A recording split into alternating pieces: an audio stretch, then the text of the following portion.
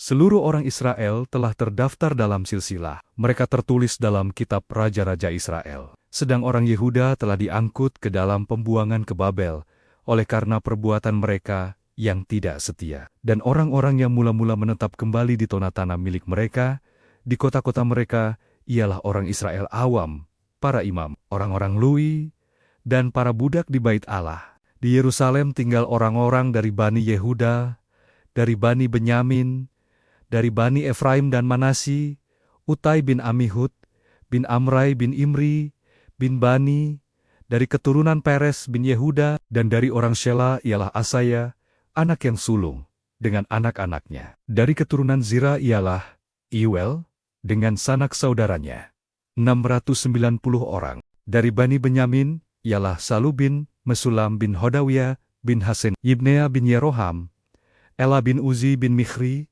dan Mesulam bin Sefaca bin Rihuel, bin Yibnia dengan sanak saudara mereka, menurut keturunan mereka, 956 orang. Semua orang itu adalah kepala puak. Dari para imam ialah Yedaya, Yoyarib, Yahin, Azaria bin Hilkia bin Mesulam, bin Zedok, bin Merayot bin Ahid, pemuka rumah Allah, lalu Adaya bin Yeroham, bin Pashhur, bin Malkia, dan Masai, bin Adil, bin Yahsera bin Mesulam, bin Mesalemit, bin Aimer, dengan sanak saudara mereka, kepala-kepala puak, 1.760 orang. Orang-orang tangkas, untuk menyelenggarakan ibadah di rumah Allah. Dari orang-orang Lewi ialah Semaya bin Hasub, bin Azrikam, bin Hasabia, dari keturunan Merari. Lalu Bakar, Herash, Galal, dan matanya bin Micha bin Zikhri bin Asaf, serta Obaja bin Semaya bin Galal bin Yedutun, dan Berekhia bin Asa bin Elkana, yang diam di dasa-dasa, orang Netofa. Penunggu-penunggu pintu gerbang ialah Salum, Akub, Talmon, dan Ahiman, dengan sanak saudara mereka. Salum ialah kepala. Sampai sekarang mereka ada di pintu gerbang raja, di sebelah timur. Merekalah pinanggu-pinanggu pintu gerbang perkemahan Bani Lewi.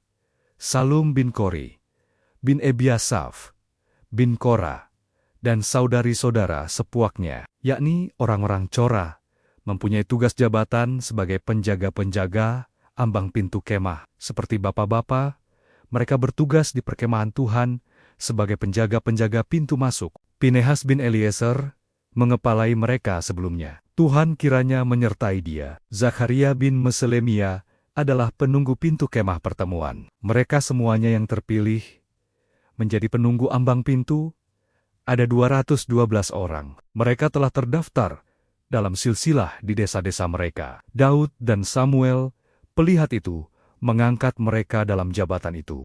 Mereka dan anak-anak mereka bertugas menjaga pintu-pintu gerbang rumah Tuhan, yakni bait kemah itu. Ke arah 4 mata angin ditempatkan pinanggu-pinanggu pintu gerbang itu, yakni ke arah timur, barat, utara, dan selatan. Dan saudara-saudara mereka yang tinggal di desa-desa mereka, pada waktu-waktu tertentu, harus masuk selama 7 hari untuk bekerja bersama-sama mereka. Sedang keempat kepala penunggu pintu gerbang itu memegang jabatan tetap. Mereka adalah orang Lewi dan mengawasi bilik-bilik serta perbendaharaan rumah Allah.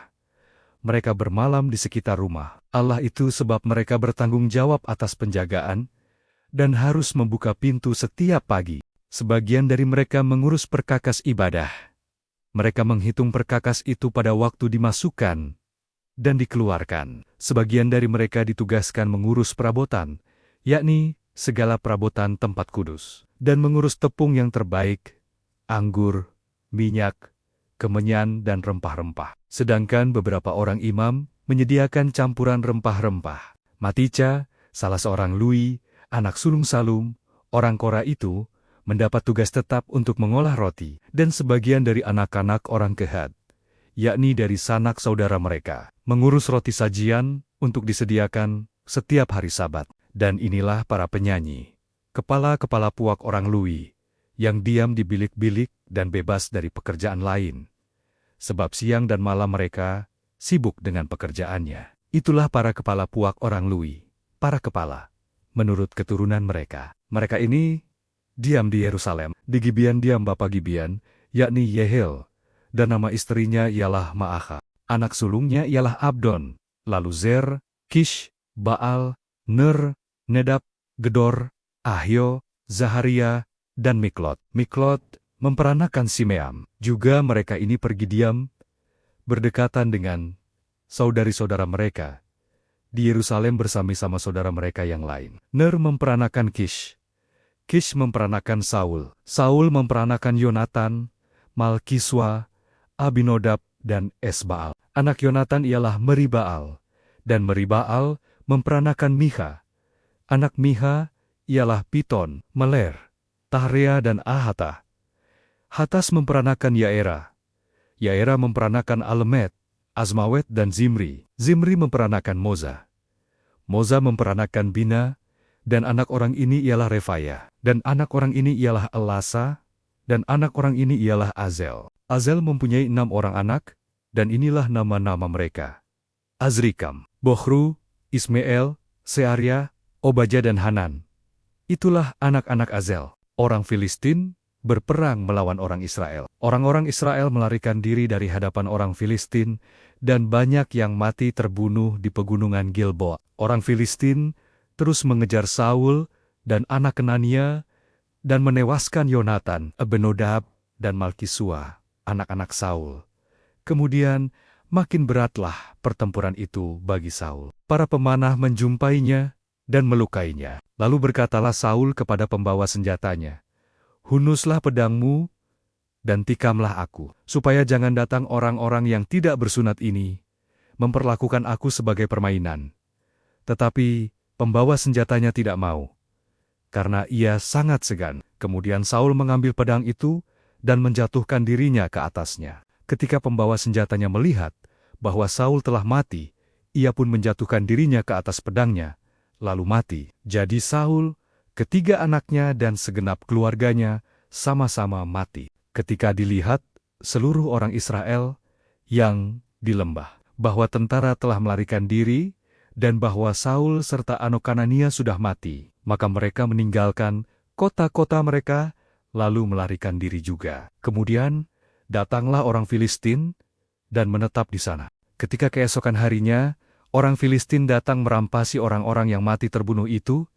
Didapati mereka Saul dan anak Kanania tergelimpang di pegunungan Gilboa. Mereka merampasinya dan mengambil kepala Saul dan senjata-senjatanya, lalu menyuruh orang berkeliling di negeri orang Filistin untuk menyampaikan kabar itu kepada berhala-berhala mereka dan kepada rakyat. Kemudian mereka menaruh senjata-senjata Saul di kuil Allah mereka, tetapi batu kepalanya dipakukan mereka di rumah Dagon. Ketika seluruh Yabes Gilead mendengar tentang segala yang telah dilakukan orang Filistin terhadap Saul, maka bersiaplah segenap orang gagah perkasa, lalu pergi mengambil mayat Saul dan mayat anak-anaknya. Mereka membawanya ke Yabes dan menguburkan tulang-tulang mereka di bawah pohon besar di Yabes. Sesudah itu berpuasalah mereka 7 hari lamanya. Demikianlah Saul mati karena perbuatannya yang tidak setia terhadap Tuhan, oleh karena ia tidak berpegang pada firman Tuhan, dan juga karena ia telah meminta petunjuk dari arwah, dan tidak meminta petunjuk Tuhan. Sebab itu Tuhan membunuh dia, dan menyerahkan jabatan raja itu kepada Daud bin Isai.